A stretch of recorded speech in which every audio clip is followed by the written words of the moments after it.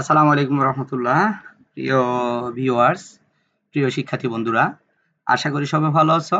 আজকের এই ক্লাসে আসার জন্য এবং ভিডিওটি দেখার জন্য তোমাদের সবাইকে স্বাগত, শুভেচ্ছা, অভিনন্দন জানাচ্ছি। প্রিয় শিক্ষার্থী বন্ধুরা, আমরা যথারীতি আমাদের নতুন কারিকুলামের ষষ্ঠ শ্রেণী থেকে দশম শ্রেণী পর্যন্ত যে বইগুলো রয়েছে, বইগুলোর বিভিন্ন বাড়ির কাজ সমাধানগুলো আমরা প্রতিদিনই আমরা রেগুলারলি দেওয়ার চেষ্টা করছি। তো এখন আমরা আজকে তোমাদের কোন বিষয়গুলো নিয়ে আলোচনা করব, কোন বিষয়ে কোন শ্রেণীর বিষয় নিয়ে আলোচনা করব তোমরা একটু করে চিন্তা করো। এখানে আমরা ৩ টা ছবি দেখতে পাচ্ছি, এখানে একটা ছবি দেখতে পাচ্ছি, এখানে একটা ছবি দেখতে পাচ্ছি, এখানে একটা ছবি দেখতে পাচ্ছি। ছবিগুলো দেখে আসলে আমরা মূলত কি বুঝতে পেরেছি, ঠিক আছে?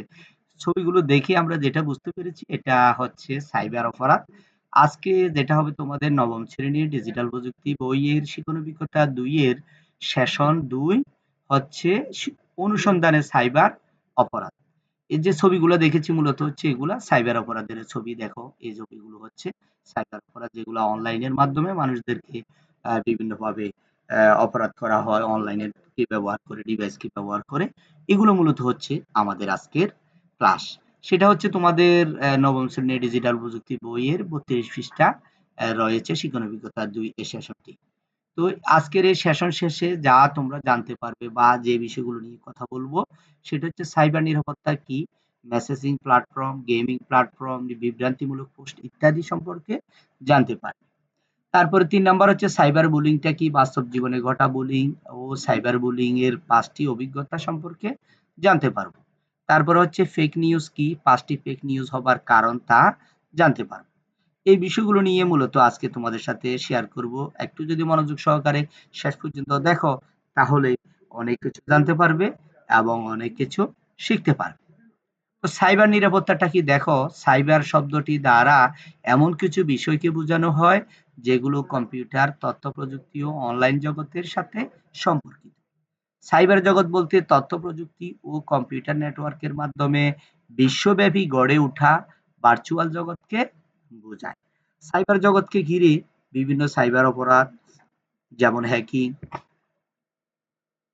সাইবার জগৎকে ঘিরে বিভিন্ন সাইবার অপরাধ যেমন হ্যাকিং, ফিশিং, ব্যক্তিগত তথ্য চুরি, সাইবার বুলিং, ফেক নিউজ ইত্যাদি সংঘটিত হয়। এসব অপরাধ থেকে নিজেকে এবং নিজের ব্যক্তিগত তথ্য বা সিস্টেমকে নিরাপদ রাখাই হলো সাইবার নিরাপত্তা। এক কথা হচ্ছে অনলাইনের মাধ্যমে যে আমাদের যে তথ্যগুলো চুরি না হয়ে যায়, তারপরে বিভিন্ন আমাদের ব্যক্তিগত তথ্যগুলো যাতে চুরি না হয় এটা কিভাবে আমরা রক্ষা করব, ওই বিষয়টা হচ্ছে মূলত হচ্ছে সাইবার নিরাপত্তা। এক কথা হচ্ছে আমার তথ্যগুলো যাতে নিরাপদে থাকে, যাতে আমি নিরাপদে রাখতে পারি, এই বিষয়গুলো হচ্ছে সাইবার নিরাপত্তা। এখন হচ্ছে মেসেজিং প্ল্যাটফর্মটা আসলে কি জিনিস এটা একটু করে পড়ি। মেসেজ বলতে বোঝায় খুদে বার্তা বা ছোট চিঠি। মেসেজিং প্ল্যাটফর্ম বলতে যেসব ডিজিটাল প্ল্যাটফর্মকে বোঝানো হয় সেগুলো ব্যবহার করে মেসেজ আদান প্রদান করা হয়। আমরা যার মাধ্যমে মেসেজিং এর মাধ্যমে যে তথ্য আদান প্রদান করি, বিভিন্ন তথ্যগুলোকে একজনের সাথে শেয়ার করি, এগুলো হচ্ছে মূলত হচ্ছে মেসেজিং প্ল্যাটফর্ম। যেমন বিভিন্ন সামাজিক যোগাযোগের মাধ্যমে আমরা মেসেজিং প্ল্যাটফর্মের মধ্যে মোবাইল এসএমএস, বিভিন্ন সামাজিক যোগাযোগের মাধ্যমে অ্যাপস যেমন মেসেঞ্জার, হোয়াটসঅ্যাপ, ইমো, টেলিগ্রাম ইত্যাদিগুলো থেকে আমরা একেকজনের সাথে একেকজন তথ্য বিনিময় করি। তারপরে হচ্ছে গেমিং প্ল্যাটফর্ম। ভিডিও গেমস খেলার জন্য যে সকল ইলেকট্রনিক সিস্টেম বা মাধ্যম ব্যবহৃত হয় তাকে বলা হয় গেমিং প্ল্যাটফর্ম। তোমরা একটু মনোযোগ সহকারে যদি দেখো তাহলে অবশ্যই জানবে। ইতিমধ্যে আমাদের ষষ্ঠ শ্রেণী থেকে একেবারে নবম শ্রেণী পর্যন্ত যে নতুন কারিকুলামের বইগুলো রয়েছে এগুলোর অনেকগুলো সমাধান আমরা করেছি। ডিজিটাল প্রযুক্তি বইয়ের যে বাড়ির কাজগুলো ছিল এগুলো আমরা সমাধান করেছি। এখানে আমরা একটা ছবি দেখতে পাচ্ছি, দেখো এখানে ভুয়া সংবাদ, একেবারে এখানে আরটিভির লোগো দেওয়া আছে। একেবারে দেখো কত সুন্দর করে সাজিয়ে, এটা আসলে কতটুকু সত্য এগুলো দেখার বিষয়। ডিজিটাল জগতে পোস্ট বলতে আমরা বিভিন্ন সামাজিক যোগাযোগ মাধ্যমে যেমন একজন ব্যবহারকারীর প্রকাশিত বার্তাকে বুঝে থাকি। পোস্টের মাধ্যমে মূলত ব্যবহারকারী তার অভিব্যক্তি প্রকাশ করে থাকে। তবে অনেক সময় কিছু ব্যবহারকারী ইচ্ছাকৃতভাবে পোস্টের মাধ্যমে বিভিন্ন অসত্য বা বিতর্কিত তথ্য প্রকাশ করে, যা অন্যদের মধ্যে বিভ্রান্ত সৃষ্টি করে। অনেকে না বুঝে প্রকৃত সত্য যাচাই না করে এসব পোস্ট শেয়ার করে দিয়ে থাকে। বিভ্রান্তিমূলক পোস্ট প্রকাশ করা এবং তার সত্যতা যাচাই না করে লাইক শেয়ার দেওয়া সাইবার অপরাধ হিসাবেও গণ্য হয়। আমাদের বর্তমান সময়েও আমাদের অনলাইনে আসলে অনলাইন তো এটা কোনো কারো নিয়ন্ত্রণে নেই। যার ইচ্ছা মিথ্যা তথ্যগুলোকে সাজিয়ে বানিয়ে এনিয়ে বানিয়ে পোস্ট করা হয়। দেশের বিরুদ্ধে, সমাজের বিরুদ্ধে, কোনো বিখ্যাত ব্যক্তির বিরুদ্ধে। আসলে এই পোস্টগুলো কতটুকু সত্য, কতটুকু মিথ্যা এগুলো কিন্তু যাচাইয়ের নিয়ম রয়েছে। যাচাই কিভাবে করবে এগুলো সম্পর্কে আমার আরো ভিডিও আছে, দেখে নিতে পারো আমাদের নবম শ্রেণীর ডিজিটাল প্রযুক্তি বই। ওখানে দেখবা অনেকগুলো ভিডিও আছে এই বিষয়গুলো। তথ্য কিভাবে যাচাই করবে, কতটুকু সত্য এ ছবিটা আসলে যে অরিজিনালি ছবি না অরিজিনালি ভিডিও, এগুলো আমাদেরকে যাচাই না করে আমরা নিজের ইচ্ছা মতো ব্যক্তিগত কারণ দেখিয়ে আমরা এগুলোকে শেয়ার করা থেকে বিরত থাকবো। প্রিয় শিক্ষার্থী বন্ধুরা, এবার জানবো হচ্ছে সাইবার বুলিংটা কি। বুলিং বলতে কাউকে শারীরিক বা মানসিক ভাবে হেনস্থা করা, অপমান বা অপদস্থ করা, ডিজিটাল মাধ্যম বা ইন্টারনেট ব্যবহার করে কাউকে অপমান অপদস্থ বা উত্ত্যক্ত করাকে সাইবার বুলিং বলে। সাইবার বুলিং এক প্রকার সাইবার অপরাধ। অনলাইনের মাধ্যমে কারো মেসেঞ্জারে, হোয়াটসঅ্যাপে, ইমুতে হ্যাঁ বিরক্তকর ভিডিও পাঠানো, মেসেজ পাঠানো, আজে বাজে কথা বলা, বাজে কথা বলা, অশালীন কথা বলা, এগুলো মূলত হচ্ছে সাইবার বুলিং। কাউকে তার ব্যক্তিগত শারীরিক ভাবে তাকে হেনস্থ করা, তার ব্যক্তিগত কোনো ব্যক্তিগত বিষয়গুলো নিয়ে এগুলোকে প্রচার করা, তাকে আঘাত দেওয়া, কষ্ট দেওয়া, এগুলো মূলত হচ্ছে সাইবার বুলিং। যেমন মোবাইলে খুদে বার্তা পাঠিয়ে উত্ত্যক্ত করা, অনলাইনে চ্যাটিং এ অশালীন শব্দ বা বাক্য ব্যবহার করা, সামাজিক যোগাযোগ মাধ্যমে বিরূপ মন্তব্য করা, মোবাইল ফোনে হুমকি প্রদান ইত্যাদিগুলো হচ্ছে মূলত সাইবার বুলিং। এই সাইবার বুলিং এর মাধ্যমে অনেক ধরনের অপরাধ বর্তমানে করতেছে। মেসেজের মাধ্যমে বিভিন্ন খারাপ কথা লিখতেছে, বিভিন্ন ভিডিও দিতেছে। এগুলো মূলত সাইবার অপরাধ। ঠিক আছে? Cyber bullying.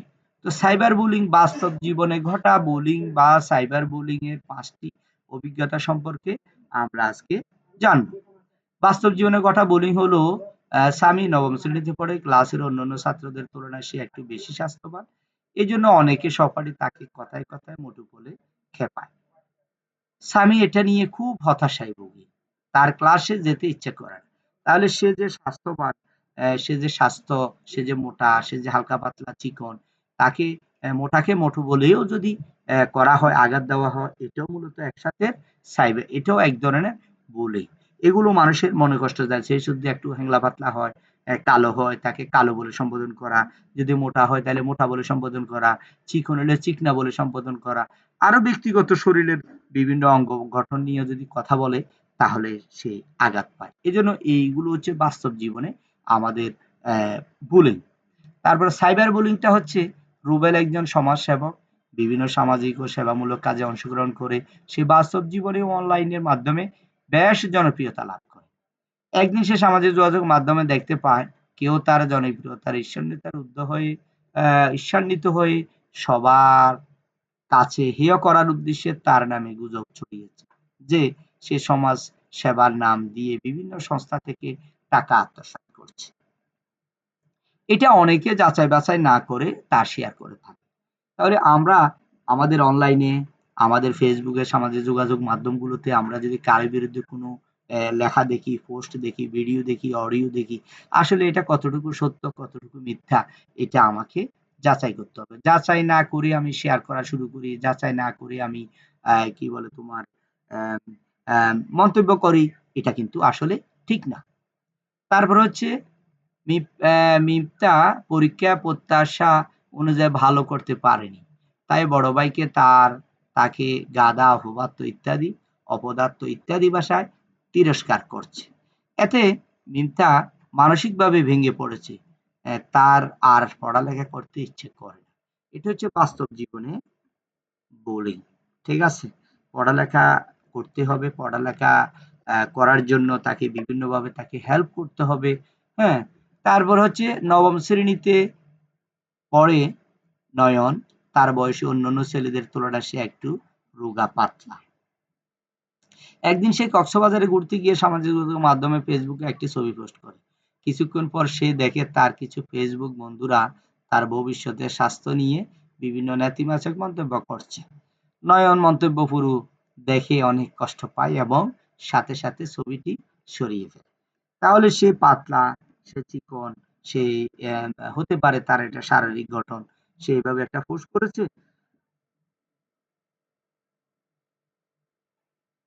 তাকে নিয়ে আবার এখন বিভিন্নভাবে মন্তব্য করতেছে, বিভিন্ন বাজে মন্তব্য করতেছে। তো এজন্য সে অনেক মনে কষ্ট পেয়েছে। তো বাস্তব জীবনে ঘটা বুলিং আরেকটা হচ্ছে, আসিফ ও তার রাসেল স্কুলে যাওয়ার পথে দেখে রাস্তার মধ্যে কতটুকু বখাটে ছেলে তাদের স্কুলের এক ছাত্রীকে উত্ত্যক্ত করার চেষ্টা করছে।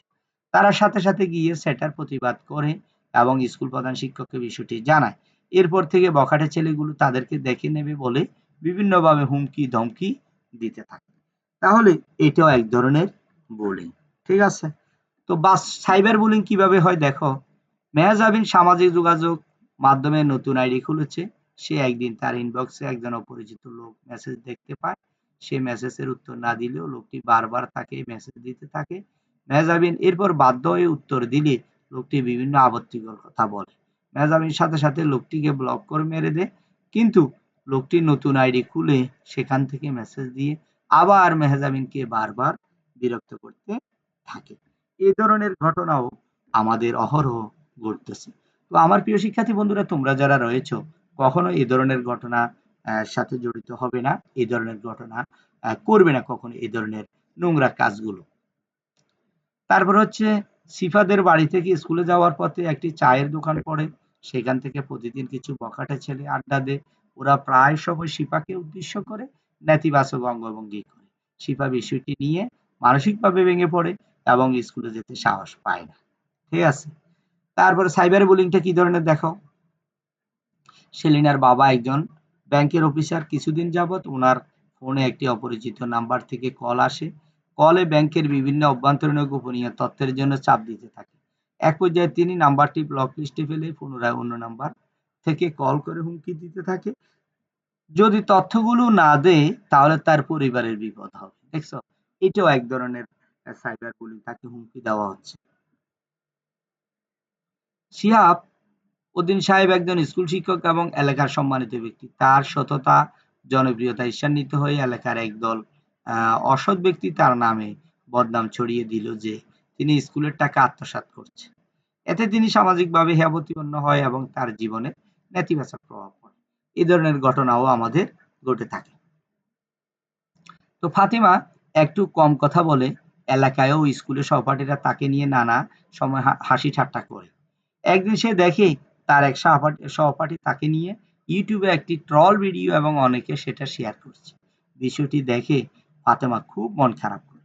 তো আমরা কাউকে কখনো আমাদের তাদের ব্যক্তিগত ভালো লাগা মন্দ লাগা বিষয়গুলো নিয়ে সামাজিক যোগাযোগ মাধ্যমে আমরা এগুলো কি করব না, শেয়ার করব না, এবং তাকে তার সম্মান নষ্ট করার জন্য বিভিন্ন লেখালেখিও করব না, পোস্ট করব না। এরপরে আসো ফেক নিউজটা কি। ফেক নিউজের অর্থ হলো ভুয়া সংবাদ, অর্থাৎ যে সংবাদের কোনো সত্যতা নেই। মিথ্যা বাক্য ব্যবহার করে যে কোনো ভুল অশুদ্ধ তথ্যের মাধ্যমে উপস্থাপনকে ফেক নিউজ বলে। বর্তমানে অনলাইনের মাধ্যমে হাজার হাজার ফেক নিউজ আমরা দেখতে পাই। বিভিন্ন লোগোকে নকল করে, বিভিন্ন পত্রিকার লোগো নকল করে, বিভিন্ন টিভি চ্যানেলের লোগো নকল করে এগুলো করা হয়। তো এগুলো আমাদেরকে বুঝে নিতে হবে আসলে এটা কোনটা সত্য কোনটা মিথ্যা। নোমা নিয়মিত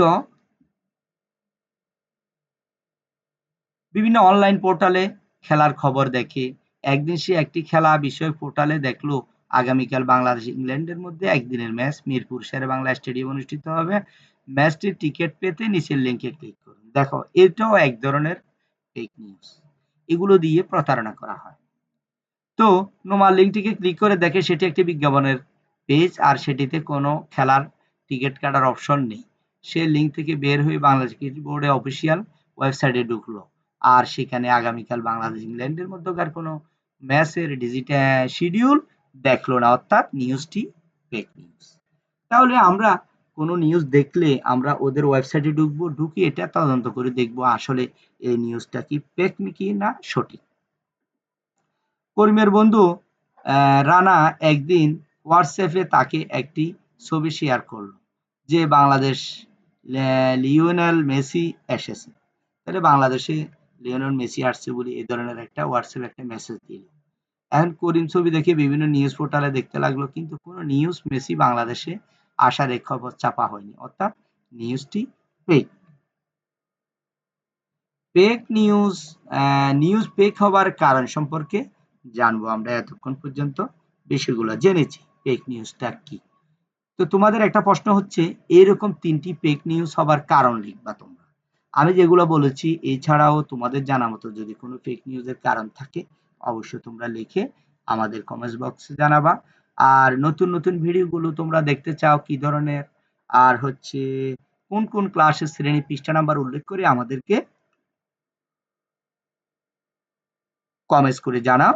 আশা করি আমরা সে অনুযায়ী তোমাদের জন্য ক্লাস তৈরি করব। সবাই ভালো থাকবে, সুস্থ থাকবে, আবার নতুন কোনো ক্লাসে দেখা হবে। আসসালামু আলাইকুম রহমতুল্লাহ।